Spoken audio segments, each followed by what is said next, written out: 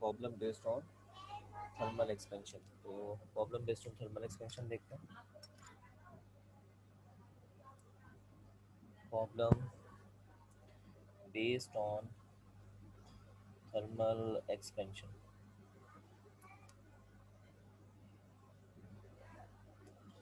बच्चों problem based on thermal expansion जो हमारे पास मौजूद है,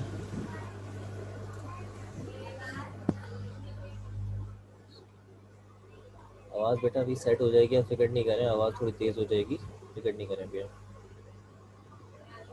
ठीक है। आवाज़ यहाँ मेरे पास से बिल्कुल फुल है, आवाज़ आपको भी थोड़ी देर में तेज़ सुनाई देगी। एक मिनट।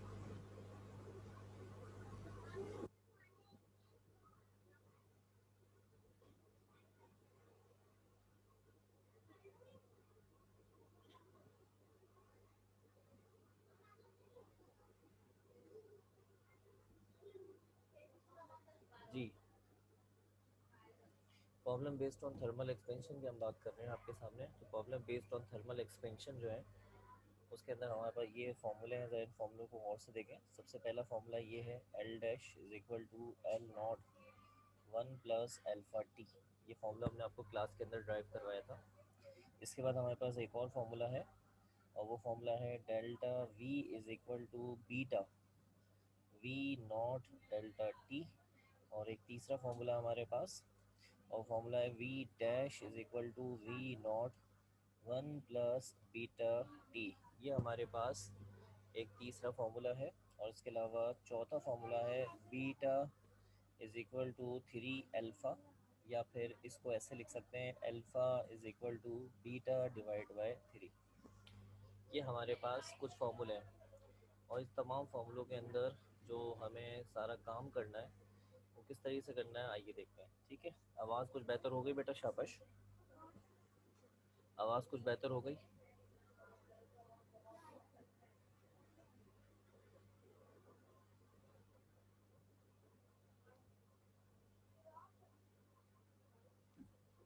अच्छा, आवाज़ बिल्कुल भी नहीं आ रही क्या आपकी? आवाज़ बिल्कुल सिरे से ही नहीं आ रही आप लोगों को?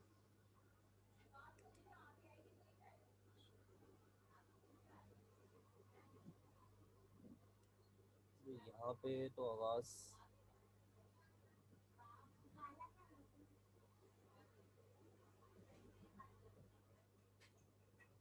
बिल्कुल सही सेट हुई हुई है, और आवाज़ फुल तेज़ है। यहाँ पे तो मेरे पास तो बिल्कुल आवाज़ तेज़ है। मैं चेक कर लेता हूँ, एक मिनट, आवाज़ हो गया।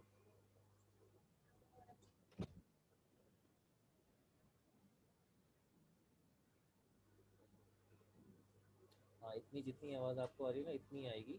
मैं ज़रा थोड़ी और तेज़ कर देता हूँ इसको। अब ज़रा थोड़ी सी आवाज़ मज़ीद, एक मिनट चेक करता हूँ मैं आवाज़ कैसी सुनने में आती है, ज़रा एक मिनट।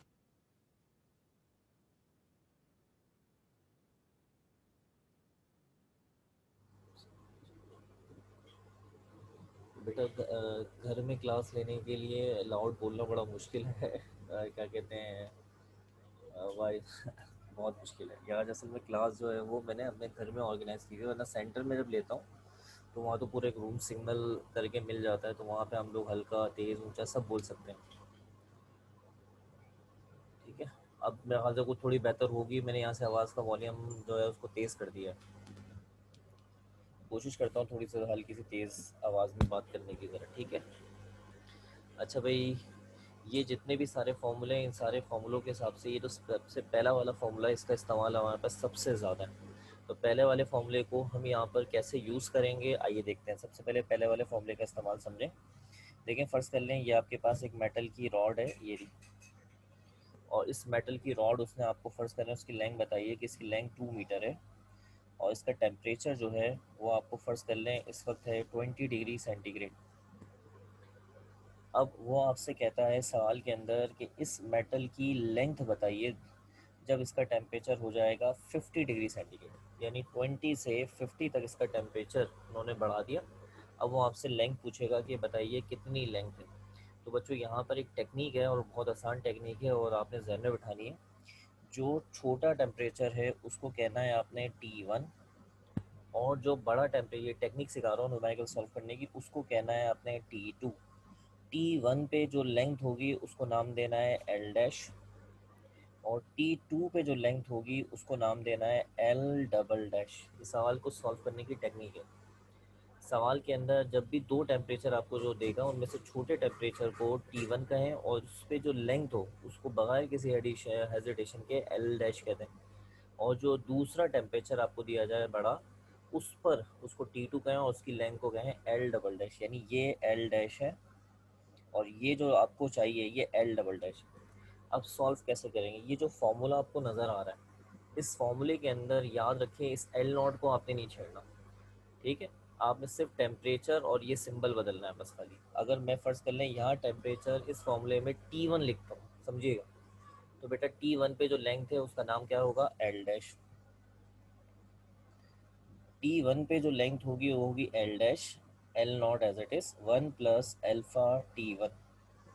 सही, ये एक इक्वेशन बन जाएगी, इक्वेशन 1। इसी तरीके से दोबारा से इसी सेम फॉर्मूले पर अगर आप T2 कर देते हैं तो T2 पे जो लेंथ होगी उसका नाम क्या होगा? L double dash.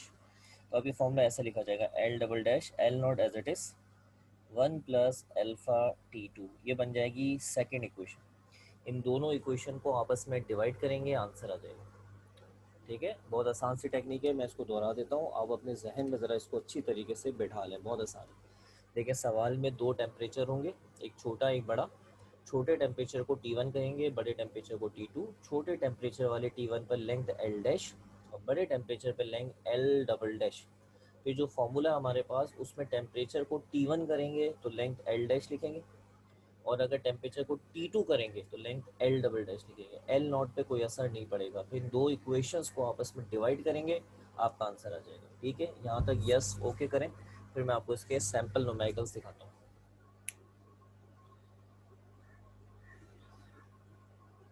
शाबाश, वेरी गुड। आपके पास अगर फिज़िक्स की बुक है, ये जो मेरे पास बुक है ये मैं आपको दिखा रहा हूँ, ज़रा गौर से देखें। ये असल में मेरी एक स्टूडेंट है जो माशाल्लाह से MBBS को ज्वाइन कर चुकी है, ये उनकी बुक है। ठीक है, तो ये जो बुक इस वक्त आपको नज़र आ रही है ये उनकी बुक है। ये बुक उन्होंने बाद में सेकेंड ईयर के बाद जब उनका MBBS में दाखिला हो गया था तो उन्होंने अपनी ये कुछ चीज़ें मुझे दे दी थी जो एम कैट से रिलेटेड थी, कुछ चीज़ें स्टफ़, और ये उससे बुक्स भी ये वाली दी थी। तो इस बुक में मुझे ख़ास बात क्या लगी थी वो ये कि इसमें देखें जो जो ख़ास चीज़ें हैं उसको इन्होंने हाईलाइट करा हुआ है। ठीक है, हाईलाइट करा हुआ है।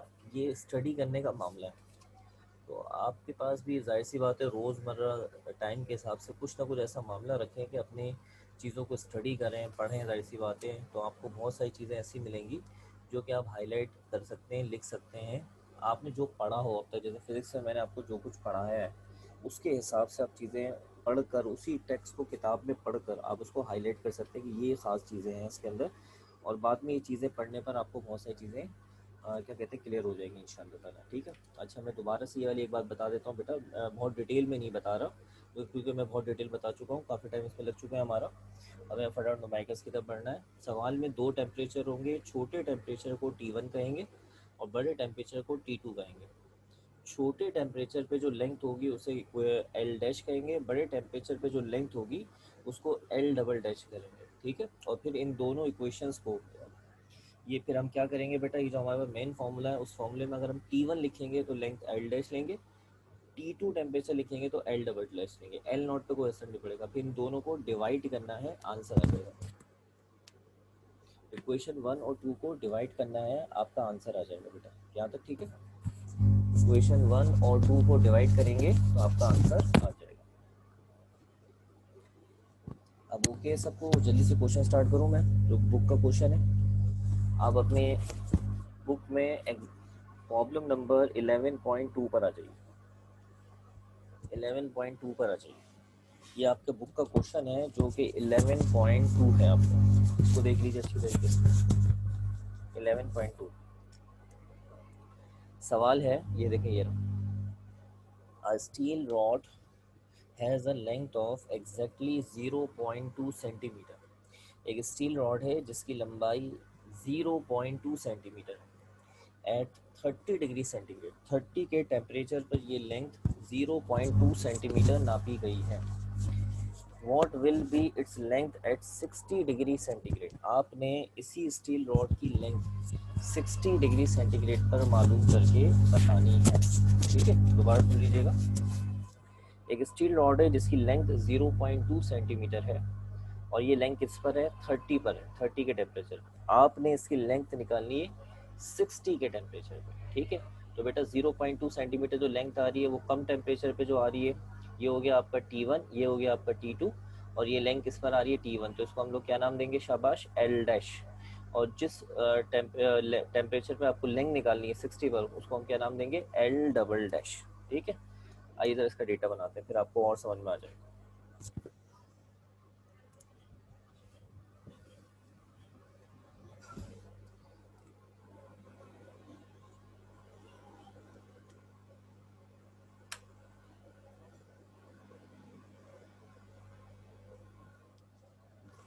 नहीं बुशरा, ये क्या, कहाँ से कौन सी वैल्यू बता रही है बुशरा आप मुझे बेटा? 11.2 में तो 5 मीटर नहीं लिखी हुई कोई वैल्यू। ये प्रॉब्लम हमारे पास 11.2 है और ये पेज नंबर 38 पे लिखा हुआ बेटा। ठीक है, आइए ज़रा इसका डेटा देख लेते हैं। सबसे पहले सवाल में एक टेम्परेचर दिया गया है T1 30 डिग्री सेंटीग्रेड। फिर सवाल के अंदर एक और टेम्परेचर दिया गया है T2 और ये है 60 डिग्री सेंटीग्रेड। ये दूसरा टेम्परेचर है। सवाल के अंदर उन्होंने 30 के ऊपर क्या बताया है, उन्होंने इसके ऊपर लेंथ बताई है।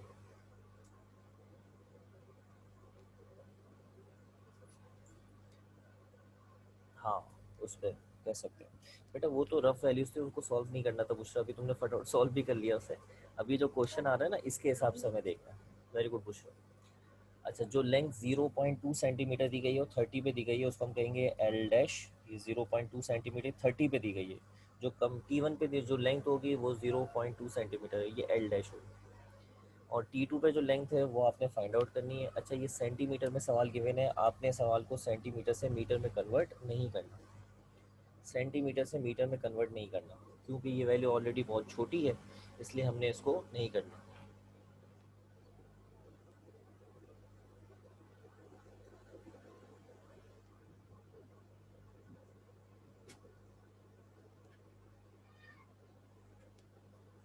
थैंक यू फिज़ा, मैंने देखा नहीं था सर, मैंने वेटिंग रूम जो था उसको इनेबल किया हुआ था, पता नहीं मलिया कैसे रह गए ऐड होने से।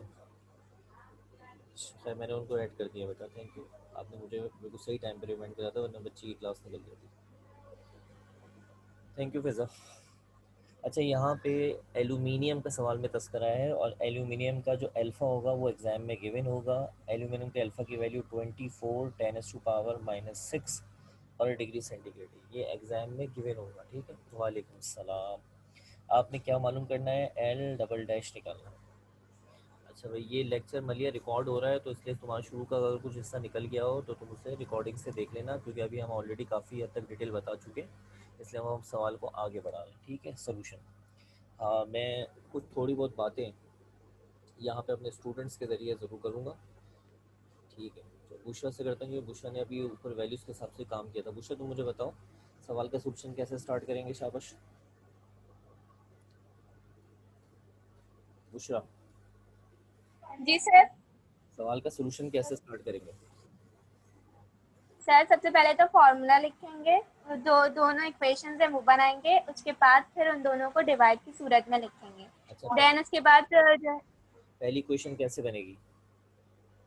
पहली इक्वेशन जो है वो फॉर्मूला को देख के बनेगी, L dash is equals to L not bracket में 1 प्लस अल्फा T1। ठीक है, और दूसरी क्वेश्चन कैसे बनेगी?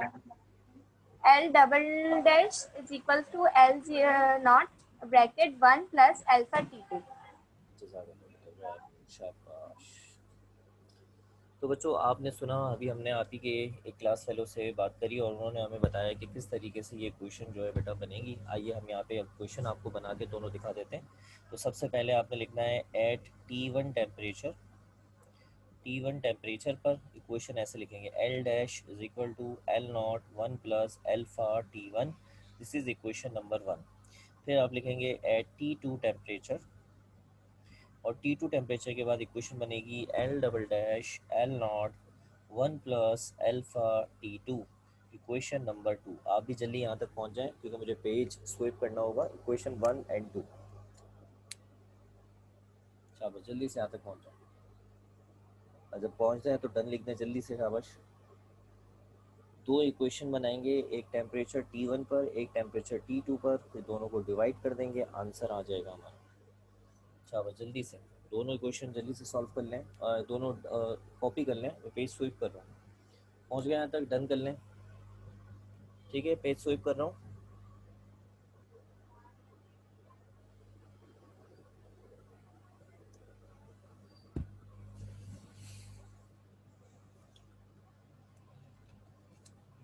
जितने भी थर्मल एक्सपेंशन के न्यूमेरिकल्स है बच्चों, वो सब के सब ज़्यादातर इसी तरह के ही हैं।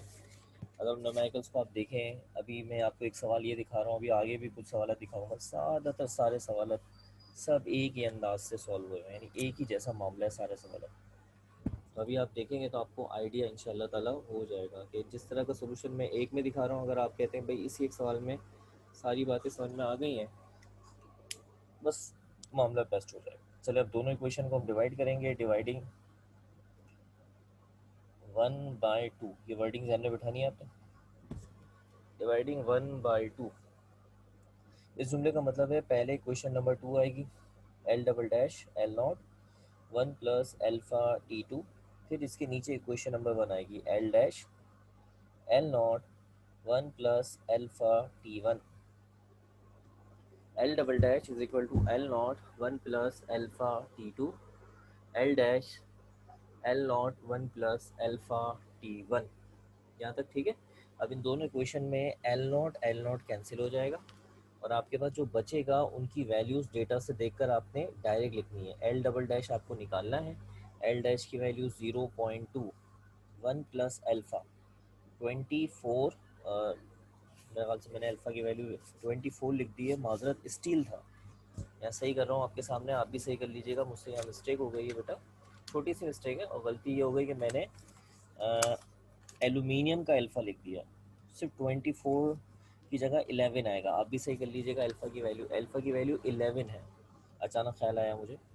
11 10⁻⁻6 मल्टीप्लाई T2 की वैल्यू है 60, 1 प्लस 11 10⁻⁻6 मल्टीप्लाई बाय 30। अब इसको हम सिंप्लीफाई करेंगे। L डबल डैश 0.2, सबसे पहले हम ऊपर का हिस्सा सॉल्व करेंगे।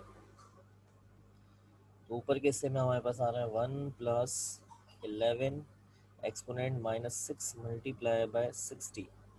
हमने सॉल्व किया तो हमारा बना 1.00066, 1.00066, ये बन गया ऊपर का नंबर। अब इस तरीके से यहाँ पे दोबारा कर देते हैं, सेम वही वैल्यू से 30 होगा खाली, और हमने से कर दिया 1.00033, 1.00033। अब इन दोनों वैल्यूज़ को डिवाइड कर लेते हैं। 1.00066 डिवाइडेड बाय 1.00033, डिवाइड करने याद आ रहा है 1.00032, आपके सामने वैल्यू मौजूद है। तो ये बन गया L डबल डैश 0.2 1.00032।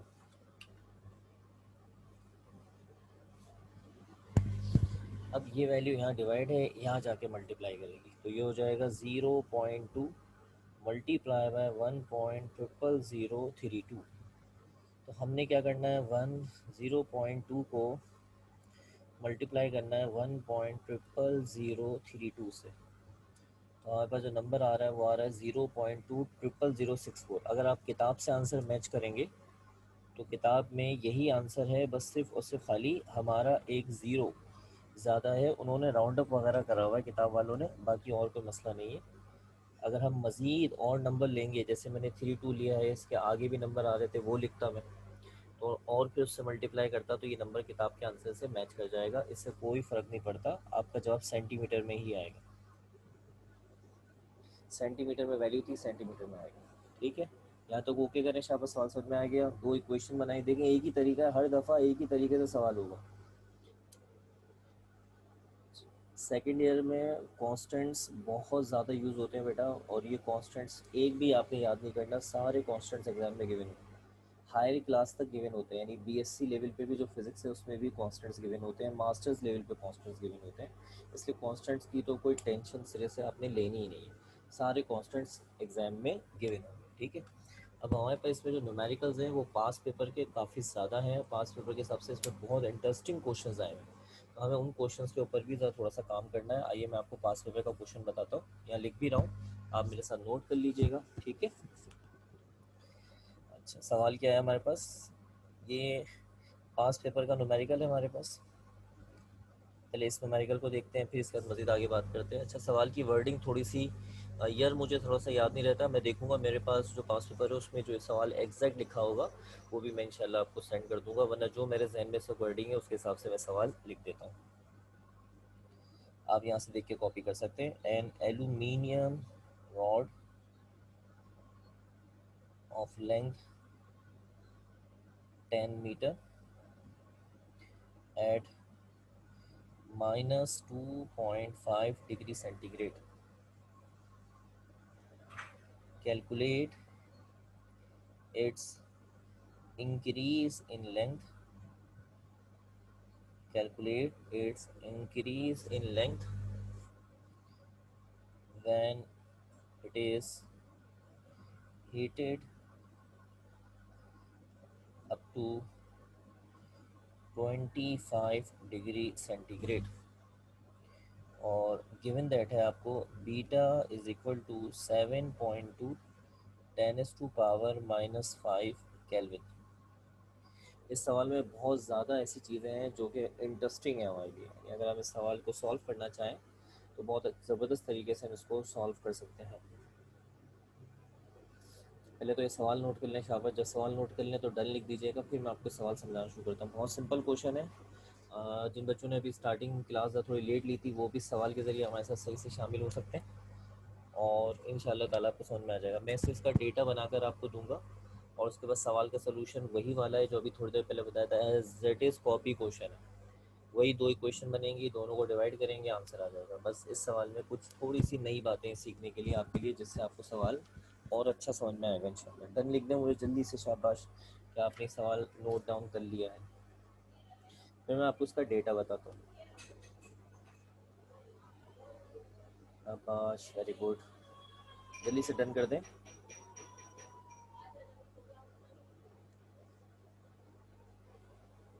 शाबाश शाबाश, वेरी गुड।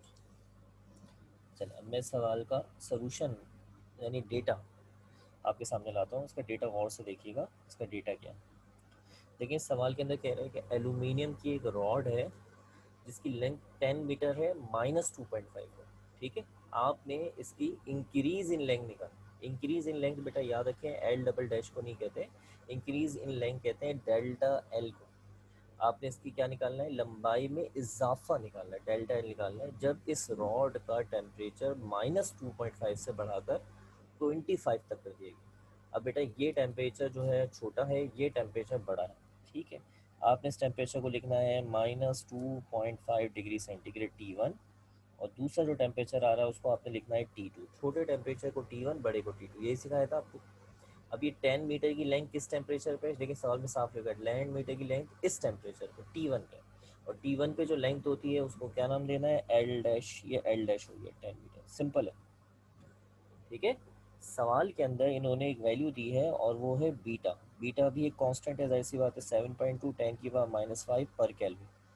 अब आप यहाँ पे एक ख़ास बात देख रहे हैं कि आपके सवाल में टेम्परेचर डिग्री सेंटीग्रेड में चल रहा है लेकिन बीटा की वैल्यू केल्विन में लिखी हुई है, तो बच्चों इससे सवाल पे कोई फ़र्क नहीं पड़ता, कोई फ़र्क नहीं पड़ता। यानी इस सवाल को आप सेंटीग्रेड में ही रख के सॉल्व कर दें, सवाल के जवाब पे कोई फ़र्क नहीं पड़ेगा। अगर आप इस टेम्परेचर को केल्विन में ले जाके भी सॉल्व करेंगे तो भी कोई फ़र्क नहीं पड़ेगा।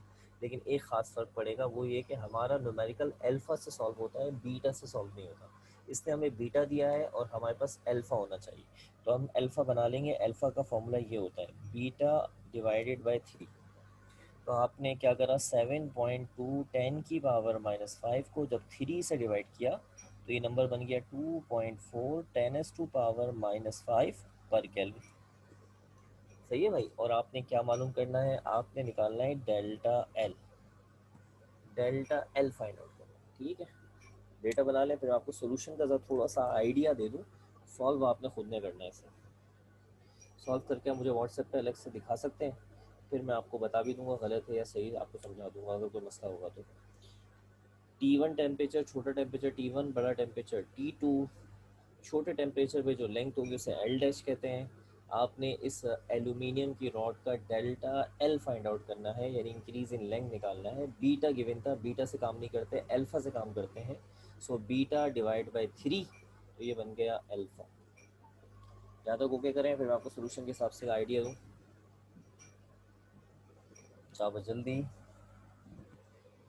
ओके, चले सोल्यूशन के हिसाब से आइडिया देखें जल्दी से, शाबाश।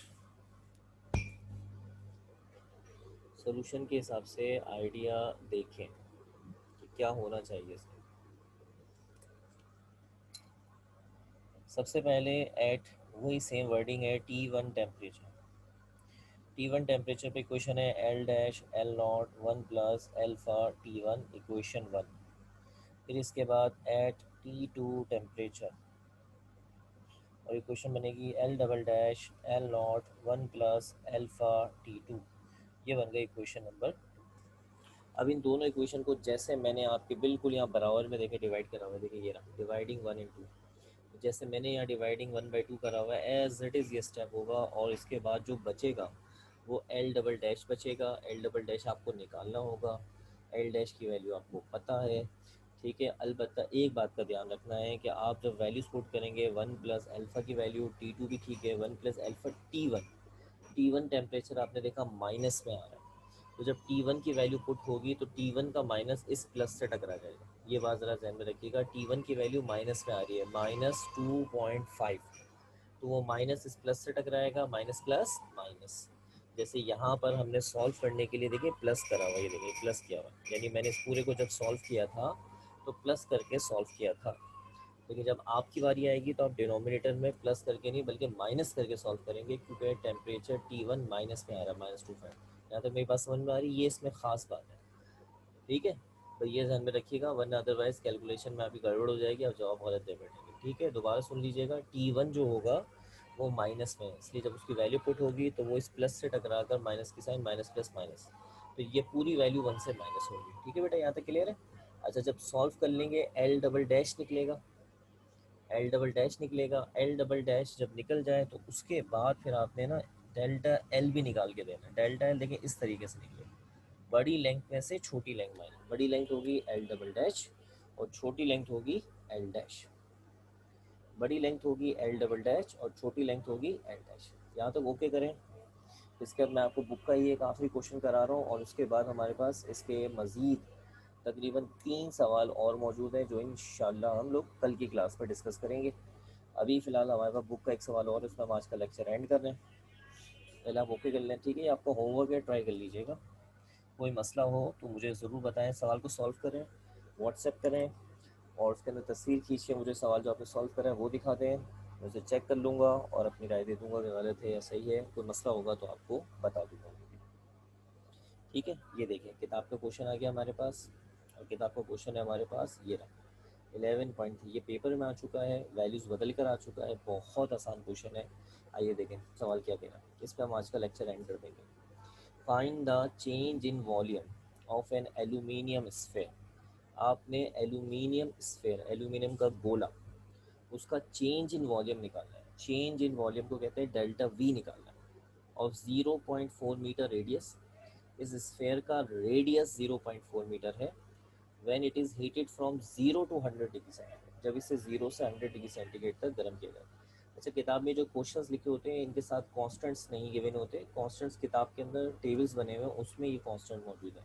जैसे अपनी किताब का पेज नंबर 5 खोलेंगे तो वहाँ पे आपको अल्फ़ा और बीटा के कांस्टेंट्स मिल जाएंगे, इसलिए यहाँ कांस्टेंट नहीं है, कोई मसला नहीं है, वो वैल्यू याद है, मैं आपको बता दूंगा। दोबारा सुन लीजिएगा सवाल जल्दी से। एक एल्यूमिनियम का हमारे पास स्फेयर है, उसका चेंज इन वॉल्यूम निकालना है। उसका रेडियस 0.4 मीटर है और उसको गर्म किया गया है 0 से लेकर 100 डिग्री सेंटीग्रेड तक। आइए सवाल को सॉल्व करते हैं। प्रॉब्लम 11.3, और ये पेज नंबर 38 पे लिखा हुआ है। आइए जल्दी से इसको देख लेते हैं। डेटा सही है, सब देखिए, शाबाश। सबसे पहले हमारे पास सवाल के अंदर जो एल्यूमिनियम स्फेयर है इसका रेडियस गिवन है। रेडियस की वैल्यू है 0.4 मीटर। और इसके अंदर वाला जो हमने टेक्निक सिखाई है ना आपको, L dash L double dash, वो टेक्निक नहीं है। ये बिल्कुल अलग अंदाज से होगा, सादा तरीके से होगा, बिल्कुल सिंपल तरीके से होगा। इसमें टेम्परेचर का डिफरेंस बनाएंगे। 0 से 100 गर्म किया गया, तो 0 से 100 के हिसाब से डिफरेंस क्या बनना चाहिए, 100 - 0। 0 से 100 तक गर्म किया गया है, तो बेटा बड़े टेम्परेचर में छोटा टेम्परेचर माइनस कर लें, 100 डिग्री सेंटीग्रेड आ जाएगा।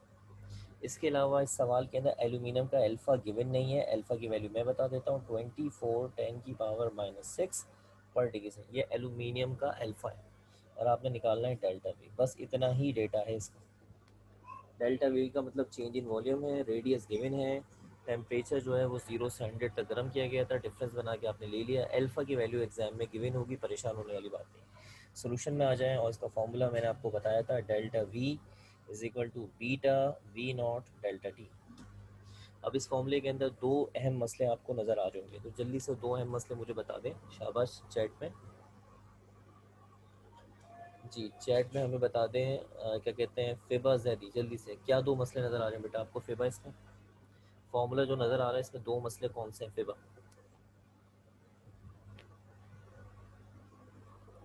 जल्दी से। फॉर्मूला जो आपके सामने लिखा हुआ है इसमें कौन से दो मसले नज़र आ रहे हैं जिसकी वजह से सवाल का सोल्यूशन बनाना मुश्किल हो रहा है। फिबा इज़ नॉट रिप्लाइंग।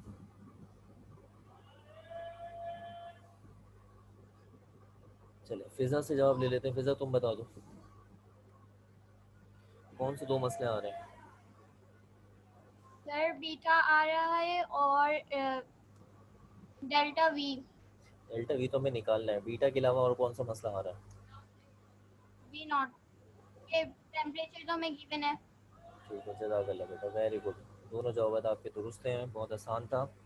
और वो ये था कि बीटा भी गिवन नहीं है, वी नॉट भी, तो परेशान होने वाली बात नहीं है। हम यहाँ पे बीटा से तो टैकल कर सकते हैं, बीटा 3 अल्फ़ा के बराबर हम वेरीफाई कर चुके हैं।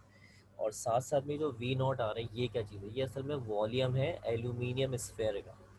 और बच्चों एल्यूमिनियम है क्या, स्फेयर। तो याद रखें आपने फर्स्ट ईयर में पढ़ा है, मैट्रिक में पढ़ा है, अगर कोई चीज़ स्फेयर होती है तो उसका वॉल्यूम इस फॉर्मूले से दिया जाता है, 4/3 πr3। आपने प्रैक्टिकल करा था स्क्रू गेज, याद आ गया आपको स्क्रू गेज। उसमें एक छोटी सी बॉल दी जाती है, उस बॉल का वॉल्यूम निकालते हैं, वो बॉल क्या होती है, स्फेयर होता है। और बेटा स्फेयर का वॉल्यूम ये होता है 4/3 πr3, ये स्फेयर का ज्योमेट्रिकल वॉल्यूम। तो हम इसी वॉल्यूम को क्या मानेंगे, वी नॉट मानेंगे। अब हम यहाँ वैल्यू पुट कर देते हैं जल्दी से, शाबाश। बीटा की जगह आया 3 अल्फ़ा, वी नॉट की जगह पर 4/3 πr3, delta T as it is. ठीक है, ये वाला थ्री कट जाएगा, ये कुछ इस तरह से लिख दिया जाएगा, 4 π अल्फ़ा r³ डेल्टा टी। यहाँ पे सारी वैल्यूज रख देते हैं, जल्दी से सॉल्व भी कर लेंगे इसको। तो ये हो जाएगा हमारे पास 4, पाई की वैल्यू 3.142, अल्फ़ा की वैल्यू आ रही है 24 × 10⁻⁻6, r³ का मतलब 0.4 का क्यूब, और टेम्परेचर आ रहा है हमारे पास 100।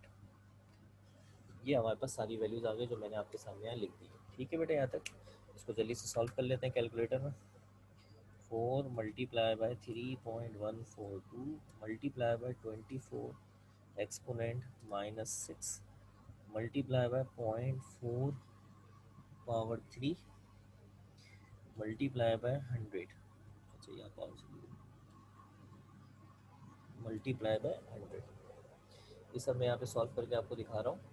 और जब मैंने इसको इज इक्वल टू किया तो ये नंबर आ रहा है 1.93 10⁻⁻3। सारे नंबर मैंने कैलकुलेटर में लिख दिए थे, सॉल्व कर दिया। 1.93 10⁻⁻3, और बेटा वॉल्यूम जो होता है वो मीटर क्यूबिक में नापा जाता है। ये आपका जवाब है। यहाँ तो ओके कर दें, डन कर दें कि भाई सब न्यूमेरिकल आज के समझ में आ गए। एक मैंने आपको ट्राई करने के लिए दिया है, एक खुद ट्राई कराया और एक वॉल्यूम वाला कराया। बाकी इंशाल्लाह ताला मज़ीद और जो क्वेश्चंस हैं पास पेपर से रिलेटेड वो इंशाल्लाह कल करा दूंगा, और कल इसके न्यूमेरिकल सारे वाइंड अप हो जाएंगे इंशाल्लाह। ठीक है, आज का लेक्चर क्लियर हो गया अच्छी तरीके से, वेरी गुड, शाबाश। इंशाल्लाह कल मिलते हैं। कल की टाइमिंग मैं आपको बता चुका हूँ, कल वेडनेसडे है, तो वेडनेसडे के दिन हमारी क्लास जो है वो इंशाल्लाह ताला 4:30 बजे होगी, 4:15 बजे नहीं, क्योंकि अगर इंग्लिश नहीं होती तो मैं 4:30 बजे इंशाल्लाह ताला क्लास ले लूँगा। हाँ मुशा, मैं अभी मेरे पास सारे सवालात हैं, वो मैं भी सेंड कर रहा हूँ, लेकिन वो ट्राई नहीं करने, क्योंकि वो सवालात काफ़ी उलझे हुए सवालात हैं। वो सवालात आपको कल क्या कहते हैं मैं खुद कराऊँगा। अभी मैं इंशाल्लाह आज की क्लास से फारिग कर लूँ, फिर मैं सवालात आपको सेंड करूँगा सारे ग्रुप में बच्चों को। तो वो सवालात देख लीजिएगा, लेकिन वो सवाल ट्राई इंशाल्लाह ताला कल मैं करूँगा। ठीक है बच्चों, अपना अपने घर वालों का ख्याल रखिएगा। अनकरीब आप सबसे मुलाकात होने जा रही है, तैयारी पकड़ लें इंशाल्लाह। उम्मीद है आने वाले हफ्ते में इंशाल्लाह आपसे मंगल वाले दिन या बुध वाले दिन, जैसा भी सेंटर की तरफ से मामला होगा, मंगल वाले दिन या बुध वाले दिन सेंटर में इंशाल्लाह क्लास हो रही होगी, आपके सामने आपसे मुलाकात होगी इंशाल्लाह ताला। और फिर हम फिज़िकल अंदाज में क्लासेस को और बूस्ट अप करेंगे और तेज़ से लेके चलेंगे। अपना अपने घर वालों का ख्याल रखिएगा। मुझे दें इजाज़त। अल्लाह हाफिज़ बेटा। ओके बेटा, अल्लाह हाफिज़। सब बच्चों को मैं तो अल्लाह हाफिज़ बेटा। अल्लाह हाफिज़।